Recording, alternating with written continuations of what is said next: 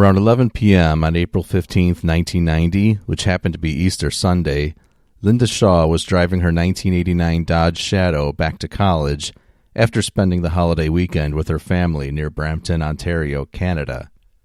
She was just 21 years old and was a promising third-year engineering student on scholarship at the University of Western Ontario, which is now commonly known as Western University, in London, Ontario. She stopped around 12:17 a.m. at a Burger King restaurant located in a service center on Highway 401 in Oxford County. But this ordinary, everyday stop suddenly turned out to be anything but. While Lynda was inside Burger King buying her food, someone outside tampered with the air valve on her front tire. The next day, Lynda's car was found abandoned on the side of the highway. The hamburger and fries she purchased at Burger King were sitting on the passenger seat untouched. The back window was smashed, and the rear tire had been replaced with a spare. Lynda's gym bag was still in the back seat, but Lynda Shaw was nowhere to be found. From the South Shore of Lake Erie, this is Great Lakes True Crime.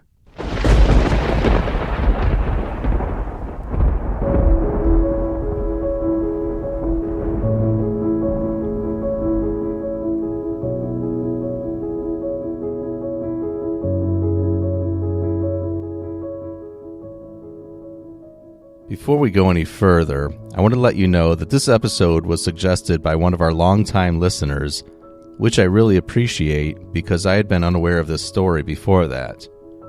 If you have any show suggestions, send them to the show's email address at greatlakestruecrime@gmail.com. Also, I want to put together a Q&A episode, so if you have any questions on any of the episodes, about me, or anything else you want answered, you can also email those to greatlakestruecrime@gmail.com or just send them to me on Twitter. Our Twitter handle is @GreatLakesCrime. Now, back to the story.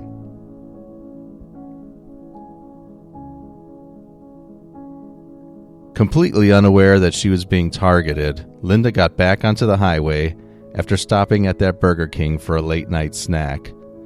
But just 7.5 miles or 12 kilometers up the road, she pulled over with a flat tire. According to Lynda's mother, Carol, Lynda must have noticed something wrong right after getting back into the car because there was something not right and she didn't eat any of her food. Her family notified police, and the Ontario Provincial Police, or OPP as it's commonly known, immediately launched a ground search while Lynda's family and friends prayed for a miracle. The search for the missing 21-year-old student was large and far-reaching. It included police, family, friends, community volunteers, and other Western University students. It wasn't until the OPP urged residents in the area to check their properties that a farmer noticed the strange burn marks on some trees in a swampy, wooded section of his land right next to the highway. It was in that wooded area that Lynda's remains were found, about 9 miles or 15 kilometers from her car. Her body was badly burnt, beaten, and stabbed. It was found 1 week after she went missing. OPP Constable Gary Aspden was one of the first officers on the scene. At the time of the murder, Aspden had been a police officer for 15 years.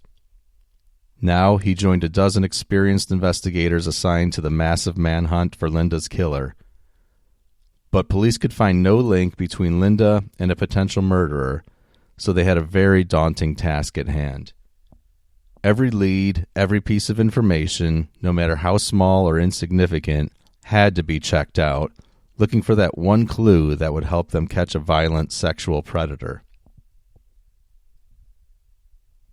The killer did leave some clues behind. Lynda had been sexually assaulted, and her attacker left semen and hair at the scene.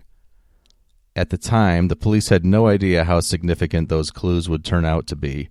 Remember, this was 1990, before DNA science was advanced as it is today. Instead, police focused on another significant clue. There was a dark blue winter parka with a hood that was folded beside a tree, only a few feet from her body. Police believed that coat would lead them to Lynda's killer. The duffel coat itself was partially burned, and the OPP spent hours tracking down people that might have owned that type of coat so they could interview them. There was also a mysterious car that eyewitnesses saw. In fact, several people driving down the dark highway that Easter Sunday said they had spotted a specific car parked behind Lynda's Dodge Shadow. One witness, a self-proclaimed car buff, was adamant that the car was a mid-70s Chrysler Newport with a noisy muffler. Now, on a side note, the first car I remember riding in was my parents' copper brown 1976 Chrysler Newport with a light tan interior. It did not have a noisy muffler, though. OPP investigators quickly painted a chilling picture of what they believe happened. They think her killer was at the rest stop where Lynda stopped to buy food, tampered with her tire, and then followed until she pulled over with a flat. As the desperate search for a missing student became an intensive hunt for her killer, the violent attack left its mark on the community. Female drivers traveling the highways alone at night were on edge. They were told to share their planned route with someone, call a friend or family when they arrived, and be vigilant along the way. This is the kind of crime that stuck with many residents in that area, even today still. More women began carrying mobile phones, and police departments across the province promoted the use of call police signs that could be placed in the window of a vehicle in case of a breakdown, so the occupant didn't have to open the window to speak to a stranger. As police appealed to the public for help, the tips poured in. Hundreds of tips a day, in fact. Police couldn't remember any other case, in fact, where the public had tried to help out so much. Lynda's mother, Carol, said it was a situation that struck home with many families. This was an area where children from farming communities similar to Lynda had their driver's license and were out on the roads, sometimes alone. The feeling was, if it could have happened to Lynda, it could happen to anyone. The OPP were sure they would get the big break they needed from the public. They released an anonymous letter claiming a bodybuilder was the killer, but no one recognized the handwriting. Then there were 3 different composite drawings of possible suspects, but again, nothing. Eventually, the weeks turned into months, months turned into years, and the case grew cold. By 2003, when OPP Detective Sergeant Ray Collins took over the Lynda Shaw case, the engineering student had been gone for more than a dozen years, yet police were not any closer to finding her killer. By the time Collins took over the file, more than 900 persons of interest had been looked at, including those who knew Lynda well and complete strangers. Multiple filing cabinets were filled with documents related to police interviews, suspect information, eyewitness accounts, and tips from the public. A massive amount of information was gathered by investigators in 1990, said Detective Collins. It must have been really difficult going through all this information, just thousands and thousands of tips. When Lynda was murdered in 1990, police had to rely on a slow, old computer to help sort and analyze the pieces of the puzzle. But 12 years later, when Collins took over, investigators had new tools, including sophisticated software, to analyze the mountains of evidence. The details of Lynda's case were gradually punched into the system and cross-referenced, looking for that needle in the haystack that would crack the case. But more importantly, the science of crime solving had evolved too. The crime lab had been involved in Lynda's murder from the very beginning. According to Jonathan Newman, head of the biology section at Ontario's Centre for Forensic Science, there were many tests of the evidence at the scene, and then there were follow-up tests because the technology was evolving so quickly over the years. In 1990, using DNA as a tool for solving crime was a new science. By the mid-90s, that technology had advanced enough that police had a DNA profile of the killer from the semen left on Lynda's body. The problem now was finding a match. The OPP began collecting blood and saliva samples from hundreds of possible suspects. In fact, about 300 DNA samples were sent to Ontario's Centre for Forensic Science for testing. But still, nothing. The list of suspects grew shorter, while the list of dead ends grew longer. But homicide investigators have a saying that the murderer is somewhere in the box, and in late 2004, the cold case team made a decision to go back to the box yet again to re-examine some old evidence. That turned out to be the turning point in the investigation. The OPP decided to resubmit some hairs for DNA analysis, and that is when they got the big hit. Out of the blue, in July 2005, 15 years after Lynda Shaw was murdered, the OPP finally got the call they had been waiting for. Jonathan Newman with the Center for Forensic Science called Detective Collins to advise that he had some important information for him. For 15 years, the identity of Lynda's killer was a mystery that police in Ontario had been trying to solve. And finally, amid the mountain of evidence they'd collected, they found the one clue to break the case.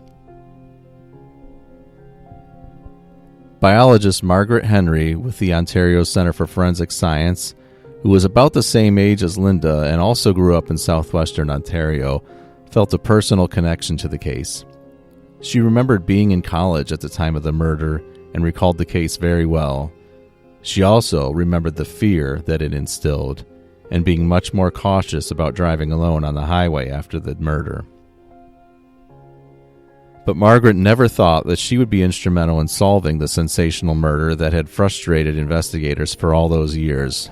She had been assigned to analyze 40 different hair samples for a possible match to the killer's DNA. This included hair from convicted criminals who'd been in the area at the time of Lynda's murder, as well as samples that people had given voluntarily. Detective Inspector Randy Rosiak had just taken over the cold case team. He said it was a stroke of luck that police even had those samples. Back in 1990, it was not routine to take hair samples from suspected sex offenders and murderers. They happened to have hair from Lynda's body, though, because police had collected it at the crime scene and had the foresight to preserve it. At the time of Lynda's murder, the crime lab wasn't even testing for DNA. The hair from those suspects was only collected for comparison with the evidence from the crime scene. Trying for a DNA match after 15 years was a long shot. But Margaret had found a match at the Center for Forensic Science. After checking 8,500 tips over 15 years, a single strand of hair and a bit of luck led to the killer. Police knew without a doubt who it was. The only problem? They wouldn't say who it was, certainly adding insult to injury for Lynda's family. Police explained that they were withholding the killer's name due to privacy laws. The only problem was that they knew the killer was deceased. He had died by suicide in 1994, 11 years earlier. Additionally, they had the killer, so there was no active investigation to protect. Eventually, however, the identity of the killer was leaked. It turned out that the murderer was Alan Craig MacDonald, who had murdered a police officer and a taxi driver in his native Nova Scotia in 1975. On December 23, 1975, a 23-year-old taxi driver named Keith McCallum was in the parking lot of a Holiday Inn in Dartmouth, Nova Scotia, waiting on a fare. While he was waiting in his cab, Dartmouth Police Corporal Eric Spicer drove into the parking lot to investigate a car break-in. During that investigation, Corporal Spicer came upon the suspect, who disarmed Spicer and shot him to death. Keith McCallum tried to flee the area, fearing for his life, but was pursued and shot by MacDonald, presumably because he had witnessed Corporal Spicer's killing. MacDonald was not surprisingly sentenced to life in prison for the murders, but after only 12 years, he was released on parole. 12 years for a double murder. That, in and of itself, is a crime. Just a few months before Lynda was abducted, MacDonald had moved into a rooming house in Brantford, Ontario, just an hour from the crime scene. He was away from the house on a pass when he attacked and killed Lynda in 1990. So police finally identified Lynda's killer in 2005, Alan MacDonald, but again, he had been dead for 11 years. He shot himself in a telephone booth in 1994, so there was no trial and no headline-grabbing conviction. For all the attention the murder received in the media, the identification of Lynda's killer produced no major headlines, no big news stories. In fact, Lynda's mother would say years later that people still told her that they were hoping and praying for a resolution to the case, not knowing that the killer had been identified. Detective Collins realized that he had dealt with MacDonald previously. Back in 1994, just 4 years after Lynda disappeared and long before he became a homicide investigator, Collins was a uniformed constable in Woodstock, Ontario. Collins was involved in a high-speed car chase with that same Alan Craig MacDonald and ultimately arrested him at gunpoint. Collins said that MacDonald was a big man and that his eyes really stuck out. Nothing there, no emotion, Collins said. Detective Collins was the last police officer to deal with MacDonald. The next day, facing charges for dangerous driving and possessing stolen property, MacDonald, who was out on bail, took a shotgun into a phone booth and killed himself. And with that went his terrible secret that he stalked, abducted, assaulted, and murdered Lynda Shaw. Police had actually questioned MacDonald shortly after the killing in 1990, but at that time there was no evidence to link him to the crime. He even gave police a hair sample when they asked for one to alleviate any suspicion, but it's possible he hadn't pulled the hair out by the root, which is necessary for obtaining DNA. And it turns out that 1970s Chrysler Newport that eyewitnesses had been so sure about, MacDonald never drove one. As for that parka found at the scene, MacDonald was too large to fit a coat that size, so it was another piece of evidence that steered police off course during the investigation.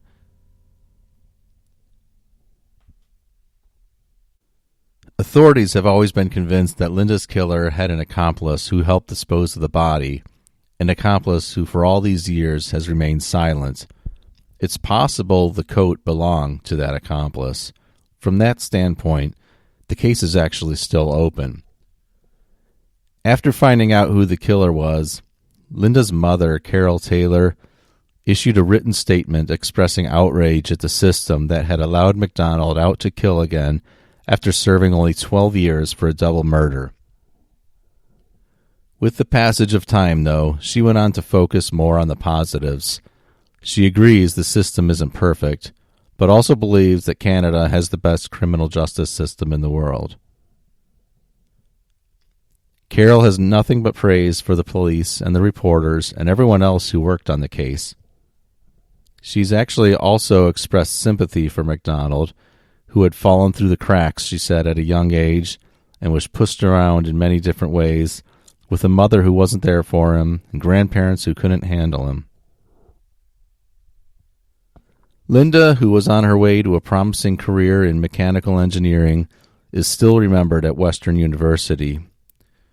The school holds an annual Lynda Shaw Distinguished Lecture Series, which has featured dozens of prestigious lecturers, including academics, astronauts, and engineers. Anyone is welcome to attend those lectures, which have been held virtually the past 2 years in light of the pandemic.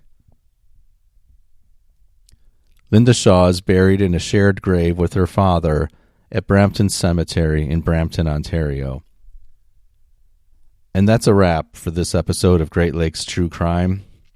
If you would like to follow the show online, we can be found on the web, Facebook, and Twitter. To help out the show, please leave us a 5-star review on your podcast app. That really helps us out. And now for my latest streaming review. I recently checked out Bloodlands on Acorn TV. Bloodlands is a short series at only 4 episodes. It's set in the present-day north of Ireland and stars the familiar and I think likable James Nesbitt. The show essentially centers around a series of current and past kidnappings and murders, with a fair amount of cover-up that had been meant to protect the British-Irish peace process. The series isn't mind-blowingly great, like Luther is, but it's still a solid British crime drama that doesn't require a major time commitment to watch, so I definitely recommend it. That's all for now. For Great Lakes True Crime, this has been Steve, your host and producer. Thanks for listening, Buys.